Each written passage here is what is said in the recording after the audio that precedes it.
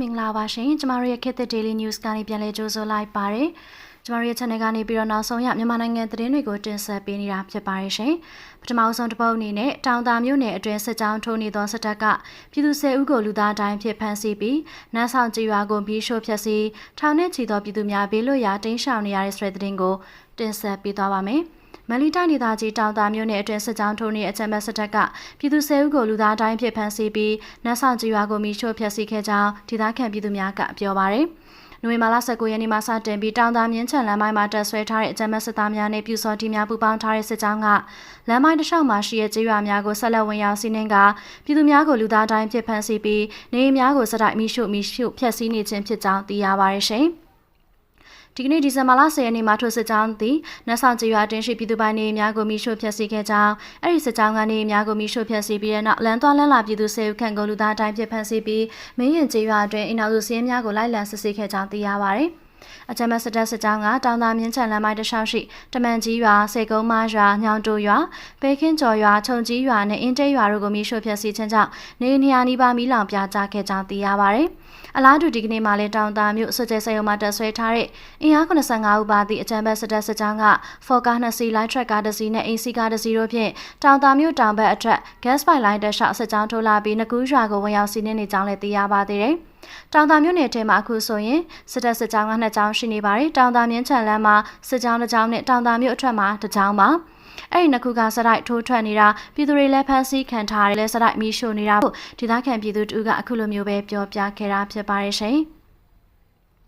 ဒုတိယဘုံအနေနဲ့တင်ဆက်ပေးသွားမယ့်သတင်းအကြောင်းအရာလေးကတော့စစ်တပ်ရဲ့လူခွင့်ရေးချိုးဖောက်မှုအဆိုးရွားဆုံးအခြေအနေရောက်ရှိနေပြီလို့ KHRG ကပြောကြားလိုက်တဲ့ဆိုတဲ့သတင်းပဲဖြစ်ပါတယ်ရှင်အာဏာသိမ်းစစ်တပ်ရဲ့လူခွင့်ရေးချိုးဖောက်မှုတွေပုံမှုဆိုးရွားလာတဲ့အတွက်ရိုးရွဲနေတဲ့လူသားချင်းစာနာထောက်ထားမှုနဲ့ထွက်ပြေးတင်းရှောင်နေရမှုတွေဟာအဆိုးရွားဆုံးချိန်နေစီရောက်ရှိစေခဲ့တယ်လို့ KN လူခွင့်ရေးအဖွဲ့ KHRG ကဒီဇင်ဘာလ10ရက်နေ့မှာအပြည်ပြည်ဆိုင်ရာလူခွင့်ရေးနေ့မှာထုတ်ပြန်ပြောဆိုထားပါတယ်စင်နာသိမ်းပြည်နာပြည်နာပြည်ရဲ့လူခွင့်ရေးအခြေအနေတွေကထုံတို့ဆိုးရွားလာနေပြီးစစ်တပ်ကအပြည်ပြည်ဆိုင်ရာဥပဒေတွေကိုဆန့်ကျင်ကအကြမ်းဖက်မှုများစွာကိုစနစ်တကျချိုးဖောက်နေတယ်လို့ KHRG ကအဆိုပါတယ်လေကြောင်းနဲ့လက်နက်ကြီးပစ်ခတ်မှုတွေကြေးရွာမီးရှို့ဖျက်ဆီးမှုတွေတရားလက်လွတ်တပ်ဖြတ်မှုနဲ့ဖမ်းဆီးချုပ်နှောင်မှုတွေနှိပ်စက်ညှဉ်းပန်းမှုနဲ့ပြည်သူတွေဟာပြစ်မှတ်ထားခံရပြီးအမျိုးသမီးနဲ့ကလေးတွေအပါအဝင်အာဓမအစာဖျောက်ခံရတဲ့သူအချို့ကလမ်းပြပေါ်တာဆွဲခံရတာတွေလူသားတိုင်းနဲ့မိုင်းရှင်းသူတွေအဖြစ်အသုံးပြုခံရတယ်လို့ထုတ်ပြန်ချက်မှာဖော်ပြပါရှိပါတယ်စစ်တပ်ကလေးမိုင်းဆိုင်ရာအကြမ်းဖက်မှုတွေကိုဖိနှိပ်မှုနည်းလမ်းတစ်ခုအဖြစ်နဲ့နိုင်ငံတော်ဝန်လုံးမှာတည်တာထင်ရှားစွာတိုးမြင့်အသုံးပြုလာတယ်လို့ KHRG ကအသိပေးထားပါတယ်ဒါပြအာဏာသိမ်းစစ်တပ်ကသွာလာလှုပ်ရှားမှုနဲ့ကုန်သွယ်မှုအပေါ်မှာကန့်သက်ပိတ်ပင်တာစစ်ဆေးဂိတ်တွေမှာအစားအသောက်နဲ့ဆေးဝါးထောက်ပံ့ပစ္စည်းတွေကိုဖမ်းဆီးသိမ်းဆည်းရာတွေအပြင်ငွေကြေးဖောင်းပွားမှုတွေကြောင့်ပြည်သူတွေရဲ့အသက်ရှင်တန်ရက်တည်ရေးကအလွန်ခက်ခဲလာတယ်လို့ဆိုထားပါတယ်အထူးသဖြင့်ကလေးတွေကဂုဏ်သိက္ခာပြေဝတဲ့ဘဝတစ်ခုရရှိနိုင်ဖို့အတွက်လိုအပ်တဲ့လူခွင့်ရေးအားလုံးကိုဆုံးရှုံးနေရကအနာဂတ်မျိုးဆက်ကအန္တရာယ်ကြောက်ရောက်နေပြီလို့ KHRG ကအသိပေးထားပါတယ်အနာသိန်းစစ်တပ်ကကြောင်းနေတဲ့လူမှုအတိုင်းဝိုင်းတွေကိုပြစ်မှတ်ထားတိုက်ခိုက်တာတပ်ဖြတ်တာအသက်ရှင်တန်နေထိုင်မှုကိုပြောင်းလဲစေတဲ့ထိခိုက်ဒဏ်ရာရမှုတွေကြောင့်ကလေးငယ်တွေရဲ့သူတို့ရဲ့အတိုင်းဝိုင်းတွေကိုကြောက်ရွံ့မှုတွေဆင်းရဲမွဲတေမှုတွေနဲ့လုံခြုံမှုမရှိခြင်းရဲ့တန်တရားတွေမှာပိတ်မိနေစေခဲ့ပါတယ်ဒါပြင်စစ်တပ်ကဒီဇင်ဘာလမှာပြုလုပ်ဖို့စီစဉ်ထားရွေးကောက်ပွဲကဖြစ်ပေါ်နေပြီးသားအကြက်တဲတွေကိုပုံမိုဆိုးရွားလာစေပြီးနိုင်ငံရဲ့3ပုံ2ပုံမှာတင်းမာမှုရှိနေတဲ့ဒေသဒါမှမဟုတ်တော်လှန်အင်အားစုတွေထိန်းချုပ်ထားတဲ့ဒေသတွေဖြစ်တဲ့အတွက်ယုံကြည်ထိုက်တဲ့ရွေးကောက်ပွဲတစ်ခုကိုပြုလုပ်နိုင်ဖို့လုံးဝမဖြစ်နိုင်ဘူးလို့ထုတ်ပြန်ချက်မှာဖော်ပြပါတယ်ဒါကြောင့်နိုင်ငံတကာတိုင်ဝမ်အနေနဲ့စစ်တပ်ရဲ့တရားဝင်မှုကိုဆန့်ကျင်ပြီးအကူအညီပေးရေးတန်တမန်ရေးကုန်သွယ်ရေးမှာစစ်တပ်ကိုအထောက်ပံ့ပစ္စည်းတွေကိုရှောင်ရှားကြဖို့အတွက်တာကြီးကနေပြီးတောင်းဆိုထားတယ်လို့လည်းသိရှိရပါသေးတယ်ရှင်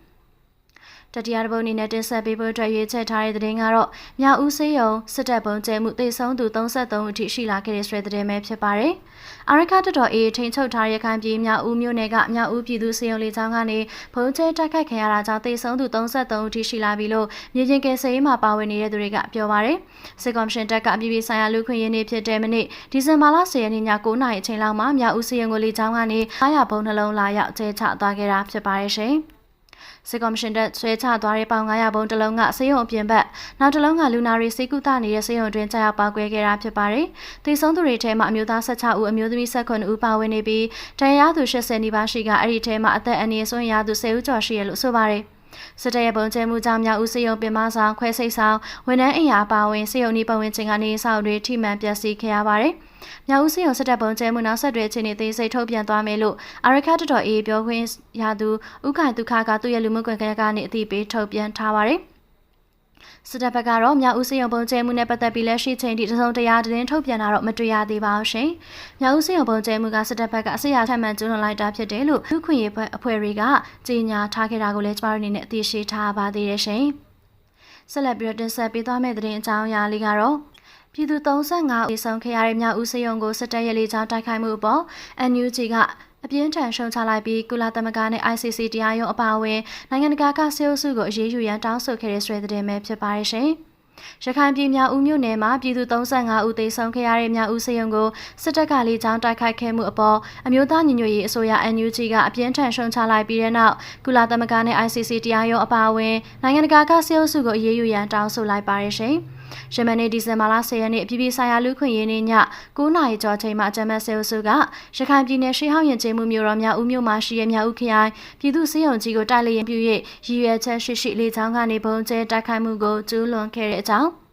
လူသားမျိုးနွယ်ပေါ်မှာလုံးဝစာနာထောက်ထားမှုကင်းမဲ့တဲ့စစ်တပ်ရဲ့အကြမ်းဖက်လုပ်ရကြောင်းအရက်သားပြည်သူ35ဦးအသက်ဆုံးရှုံးခဲ့ရပြီး86ဦးဒဏ်ရာရှိခဲ့ကြောင်းသေဆုံးသူများထဲမှာကလေးငယ်များမွေးလူနာများနဲ့စိတ်ကူးတာမှုခံယူနေသောလူနာများပါဝင်ကြောင်းသိရှိရပါတယ်။အမျိုးသားညီညွတ်ရေးအစိုးရအနေဖြင့်အဆိုပါကြေကွဲဖွဲ့ဖြစ်ဆိုအတွက်ပြည်သူလူထုနဲ့အတူတရားရည်တည်လျက်အသက်ဆုံးရှုံးခဲ့ရသူများအတွက်အလွန်တရာဝမ်းနည်းရပါကြောင်းနဲ့တရားရှိသူများအမြန်ဆုံးသက်သာရရှိစေရန်အတွက်ဆန္ဒပြုပါကြောင်းစေအုပ်စုရဲ့လုပ်ရက်ကနိုင်ငံတကာလူသားချင်းစာနာထောက်ထားမှုဥပဒေ IHL နဲ့လူခွင့်ရေးဆိုင်ရာဥပဒေများရဲ့အခြေခံမူများကိုချိုးဖောက်တဲ့အဆိုးအဝါးဆုံးစစ်ရာဇဝတ်မှု War Crimes လူစုလိုက်ပြုံလိုက်တပ်ဖြတ်မှုဖြစ်ကြောင်း NUG ကရှုံချပြောဆိုထားပါတယ်ဂျနီဗာကွန်ဗင်းရှင်းရမြည်သည့်အခြေအနေတွေမဆိုလေးစားကာကွယ်ထားမယ့်ရပ်ဘက်ပြစ်မှတ်ဖြစ်သောစေယုံကိုပြစ်မှတ်ထားတိုက်ခိုက်ခြင်းသည့်အပြည်ပြည်ဆိုင်ရာဆွေးနွေးမှုများကြောင့်စစ်ဘက်နဲ့ရပ်ဘက်ပြစ်မှတ်များကိုခွဲခြားသိမြင်ရမယ်ဆိုတဲ့အခြေခံမူကိုဖျောက်ဖျက်ကအပြစ်မဲ့ရပ်သားများကိုအစုလိုက်ပြုံလိုက်တပ်ဖြတ်ခြင်းကလူသားမဆန်တဲ့လုပ်ရပ်ဖြစ်ကြောင်းစစ်တပ်ရဲစက်ကြမ်းကြုတ်သောလုပ်ရပ်များမှာမြန်မာနိုင်ငံအနှံ့ကျန်းမာရေးဆောင်ရှားမှုကဏ္ဍအဆောက်အအုံများအပေါ်တိုက်ခိုက်မှုပြောင်း1600ကျော်ကျူးလွန်ခဲ့တဲ့လုပ်ရပ်များနောက်ဆက်တွဲဖြစ်ရှုမြင်ပြီး NUG ကပြင်းထန်စွာရှုံချထားခဲ့ဖြစ်ပါတယ်ရှင်